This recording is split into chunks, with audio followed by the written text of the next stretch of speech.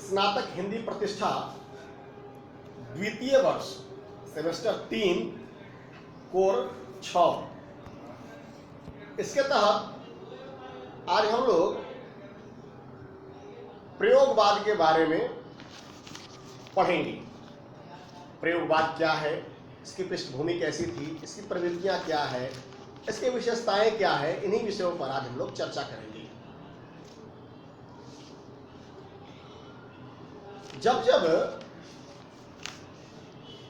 कुछ नई चीजों का सूत्रपात होना होता है तो उसके पीछे कारण होते हैं, बिना कारण का कोई सूत्रपात नहीं होता।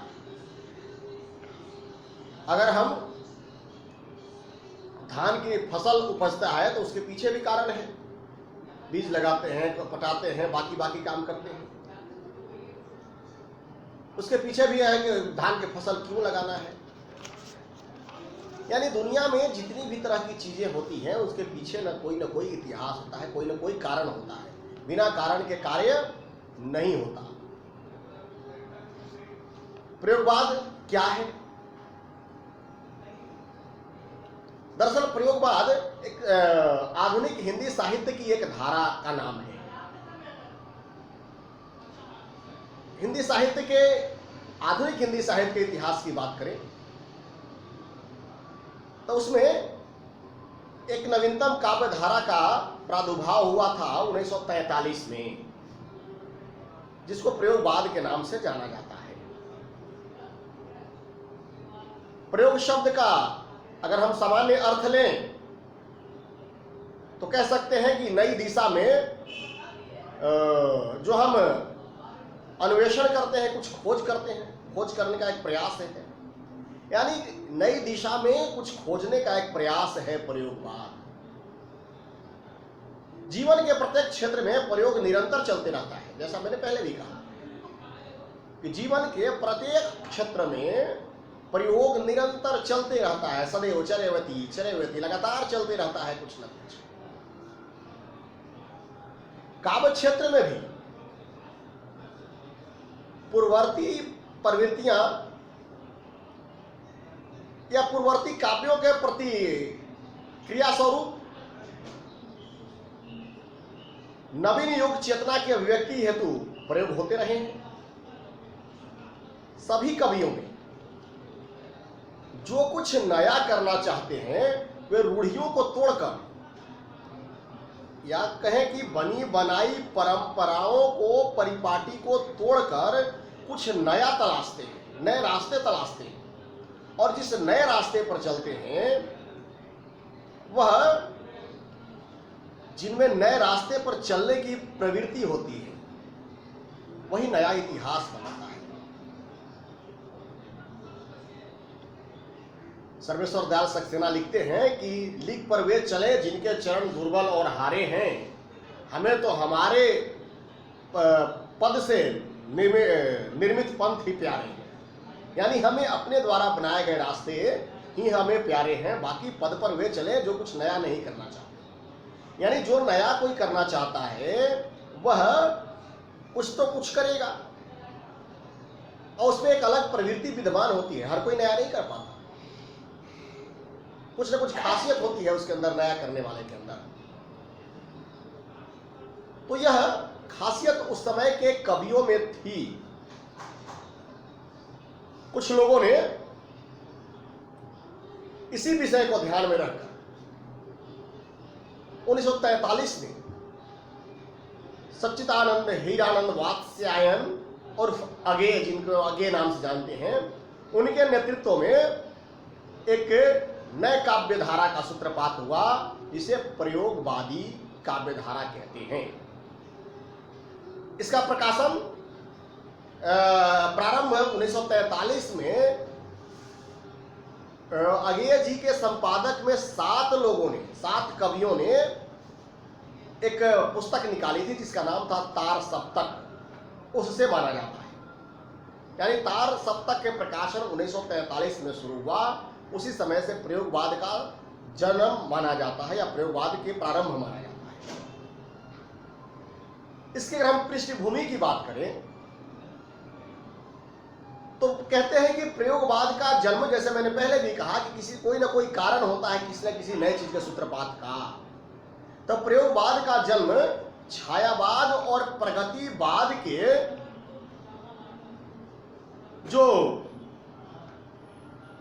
प्रतिक्रिया स्वरूप हुआ, यानी छायावाद और प्रगतिवादी काव्यों के प्रतिक्रिया स्वरूप प्रयोगवाद का जन्म हुआ। छायावाद में जहां व्यक्तिकता तो थी, पर उसमें उदात्त भावना थी।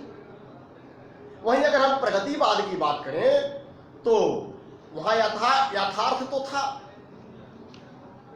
यथार्थ का चित्रण प्रयोगवाद में था, प्रगतिवाद में, लेकिन उसका प्रतिपाद्य जो था और विषय वस्तु वो सामाजिक समस्याओं पर आधारित था। एक खास समाज को, एक खास वर्ग को लेकर के उस समय काव्य रचनाएं की जाती थी उस कालखंड में। तो विद्वानों का मत है कि उससे काव्य खंड में एक राजनीति की बू आती थी। एक ही तरह की चीजों को अगर हम बार बार लिखते जाते हैं तो कहीं न कहीं किसी न किसी एक साजिश के तहत वह किया हुआ कार्य कहा जाता है। यही बात प्रयोगवाद की कवियों के साथ थी, प्रगतिवाद कवियों के साथ। तो प्रयोगवादी कवियों ने चाहा कि एक ऐसी काव्य धारा का निर्माण किया जाए जो इन दोनों से अलग हो, जहां हम यथार्थ की बातें भी करें और उदात्तता की कोई सीमा ना हो, यानी इन दोनों से मुक्त एक हम काव्य धारा का निर्माण करें। अतः इन दोनों के प्रतिक्रिया स्वरूप प्रयोगवाद का उद्भव हुआ, जो धीरे धीरे अहंवादी, व्यक्तिकता एवं नग्न यथार्थवाद को लेकर साथ चला। डॉक्टर लक्ष्मीकांत वर्मा लिखते हैं कि छायावाद ने अपने शब्द आडंबर में बहुत से शब्दों और बिंबों को, उनके गतिशील तत्वों को नष्ट कर दिया था, जबकि प्रगतिवाद ने सामाजिकता के नाम पर विभिन्न भाव स्तरों एवं शब्द संस्कार को अभिध्यात्मक बना दिया था। ऐसी स्थिति में नए भाव बोध को व्यक्त करने के लिए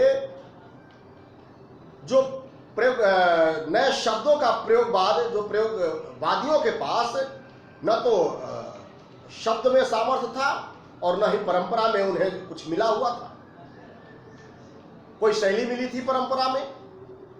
इसीलिए इन कवियों को नए स्वर, इन कवियों के काव्यों में नए स्वर और नए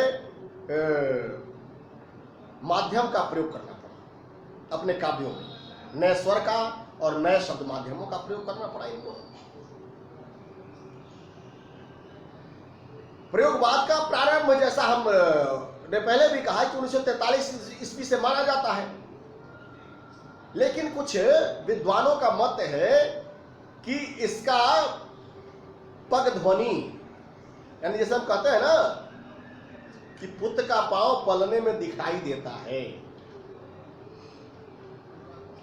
एक और कहावत कहते हैं कि होनहार विद्वान के होते चिकने पात। ठीक है, कभी कभी ये कहावतें झूठी हो जाती है, लेकिन अक्षरशः ये कहावतें अधिकांशतः समय सत्य प्रतीत होती है। तो जिस तरह से धान के फसल उपजाने के लिए पहले बीज डालते हैं, उसी तरह से प्रयोगवाद का बीज अंकुरित कुछ विद्वान मानते हैं कि 1943 से 4-5 साल पहले से ही प्रयोगवाद के झलक दिखने लगा था। कहां दिखता था? तो उस समय एक पत्रिका छपती थी नरोत्तम नागर के संपादन में। पत्रिका का नाम था उच्च श्रृंखला। यह पत्रिका छपती थी और उस पत्रिका में जो कविता छपते थे, उन कविताओं में प्रयोगवाद का पग ध्वनि सुनाई देता है। पग ध्वनि यानी आहट। तब प्रयोगवाद का आहट उस समय दिखाई देता है उन समय की कविताओं में। प्रयोगवाद के नामांकन की अगर बात करें तो सबसे पहले इस पर उस तरह की कविताओं को प्रयोगवाद नाम दिया था आचार्य नंद दुलारे वाजपेयी ने। प्रयोगवाद के अगर हम प्रमुख कवियों की बात करें तो उसमें अज्ञे, गिरिजा प्रसाद माथुर, मुक्तिबोध, नेमी चंद्र जैन, भरत भूषण अग्रवाल, रघुवीर सहाय, धर्मवीर भारती, सुमन राजे आदि प्रमुख कवि हैं प्रयोगवाद के। हम प्रयोगवादी कविता के बारे में अपने काव्य में अज्ञे जी लिखते हैं कि प्रयोगवाद जो है वह अपने जिए हुए दर्द को अंकित करना प्रयोगवादी कवियों का पसंद रहा है अपनी कविताओं में। अज्ञे जी लिखते हैं कि दुख सबको मांझता है, चाहे वह स्वयं सबको देना न जाने, किंतु जिनको मांझता है उन्हें सीख देता है कि सबको मुक्त रखो। ये लिखते हैं अज्ञे जी। चूंकि प्रयोगवाद का उदय प्रगतिवाद की प्रतिक्रिया में हुआ, इसलिए यह स्वाभाविक था कि प्रयोगवाद समाज की तुलना में, व्यक्ति की विचारधारा की तुलना में अनुभव को और विषय वस्तु की तुलना में कलात्मकता को महत्व देता है। यह प्रयोगवाद की विशेषता रही है। अगर हम प्रयोगवाद की समय कुछ काव्यों को देखें कि किस तरह से काव्य रखे जाते, उस समय का विषय क्या होता था काव्यों में, तो एक नई चेतना के स्वर दिखलाई देते हैं उस समय के काव्यों में। अलग अलग तरह की चीजें दिखाई देती हैं। कुछ उदाहरण हम देखेंगे। अपनी अस्मिता को सुरक्षित रखते हुए विश्व को समर्पित करना उस समय के काव्यों के बातें थी। अज्ञे जी ने नदी के ये दीप अकेला, नदी के दीप में नहीं, ये दीप अकेला में लिखते हैं, यह दीप अकेला स्नेह भरा है मदमाता, इसको भी तो पंक्ति दे दो। यानी व्यक्ति अपने आप में महत्व तो है, लेकिन उसके महत्व तब और बढ़ जाते हैं जब वह इस समाज के साथ जुड़ जाता है। यानी व्यक्ति का महत्व को नजरअंदाज नहीं करना, लेकिन समाज के भी महत्व को नजरअंदाज नहीं करना, बल्कि दोनों के एक दूसरे में मिल जाने से दोनों के यश में वृद्धि होती है। इस बात को अज्ञे जी कहते हैं। व्यक्ति जब चेतना शून्य हो जाता है, धर्मवीर भारती ने बहुत बढ़िया लिखा है कि व्यक्ति जब चेतना शून्य हो जाता है तो वह निराशा, कुंठा, अवसाद आदि से भर जाता है। कुंठा को स्थापित करते हुए धर्मवीर भारती अपने प्रसिद्ध काव्य अंधा युग में लिखते हैं। अंधा युग में लिखा है उन्होंने, हम सबके मन में उतर गया है युग, अंधियारा है, अश्वत्थामा है, संजय है, दास वृत्ति है उन दोनों वृद्ध प्रहरियों की, अंधा संशय है, लज्जाजनक पराजय है। महाभारत के युद्ध के समाप्ति के बाद की स्थिति का वर्णन करते हुए लिखते हैं धर्मवीर भारती कि बचा के इस युद्ध के पश्चात गंधारी और धृतराष्ट्र तो बचे, संजय बचा, अश्वत्थामा बचे, लेकिन इन दास दासियां बची, लेकिन इन दोनों के जिसके लिए युद्ध हुआ वह बचा क्या? कुछ नहीं बचा। तो उनके आंखों के तो थे ही नहीं, एक ने जरमान था, एक आंख पर पट्टी बांध लिया था, लेकिन इस अंधकार के संशय में भी पराजय का लज्जाजनक उनके मन के अंदर वितृष्णा घूम रही थी, मन मस्तिष्क में घूम रहा था। धृतराष्ट्र अगर चाहता तो महाभारत कहते हैं कि धृतराष्ट्र के अहंकार का, दुर्योधन तो है ही, लेकिन धृतराष्ट्र का भी कम दोष नहीं है महाभारत के युद्ध में। और ऐसे देखेंगे तो कुछ लोग कहते हैं भीष्म पितामह का है, कुछ लोग बात करें तो कहें कि बीज तो उसी समय पड़ गए थे जब शांतनु ने सतवती को विवाह करके लाया था, आदि आदि जो भी बात कर ले। लेकिन अगर आप देखेंगे तो धृतराष्ट्र भी कम दोष नहीं है। इस बात को स्थापित करते हैं यहाँ पर धर्मवीर भारती।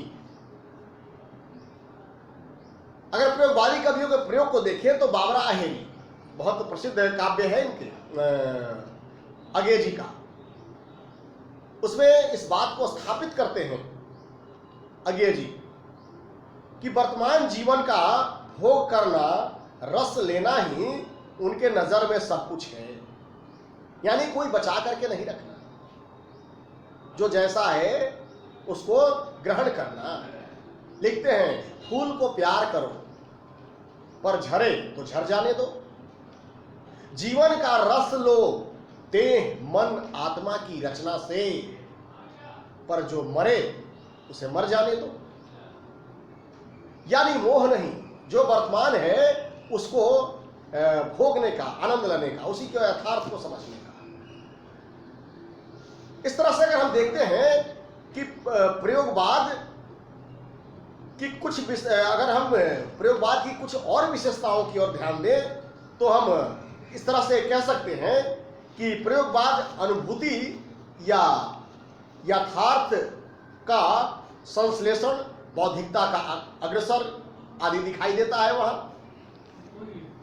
प्रयोगवाद में वाद या विचारधारा का विरोध भी दिखलाई देता है, निरंतर प्रयोगशीलता दिखलाई देती है, वहां पर नई राहों का अन्वेषण दिखलाई देता है, साहस और जोखिम दिखाई देता है, व्यक्तिवाद का प्रभाव दिखाई देता है इनके काव्यों में,